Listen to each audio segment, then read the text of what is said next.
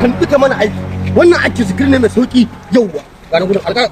ka tsaya kamar kwakwasun mai kyau ka haska mun janyen ta kuma kana zuwa sha sai ka farka jagoran ka gane aiki nan din muna so ya kai ne a cikin gurin ko na ka gane aiki kana zuwa sha ko ka tura kaban ka gane muna son gwiwan gaba daya ta kasance naman ya sanye sai kashin gurin namu ne ka gane ba ruwan gwiwan gaba daya zai bi a gurin haka muke haka ne su ya rubuta ka gane ba Suleiman zai zo da jagras idan ka jagras ka gane ko ruwan gwiwan gaba daya zai zubi a gurin ka gane ko gwiwan ka zai kai ne kashin gurin zai fashi ka gane ba kuma kokos ya kana ka mutum wannan ba ya kana ka mutum har ka Dama action action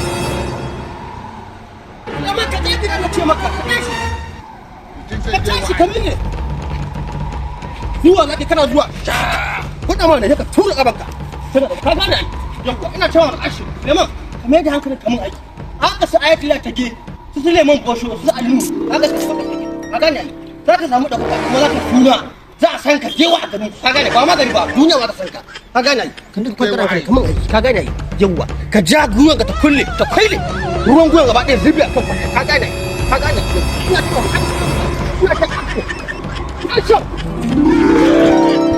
ba da tafiya za ke ba sai ka ce ɗan yaro ka miƙe ka taso ka ja giras za ka ja action ka ɗauka mai kyau ne ka ɗauka Allah sama zan yi ba. Zo, Suleiman. Wallahi ba zan yi. Zo. Wallahi ba zan yi.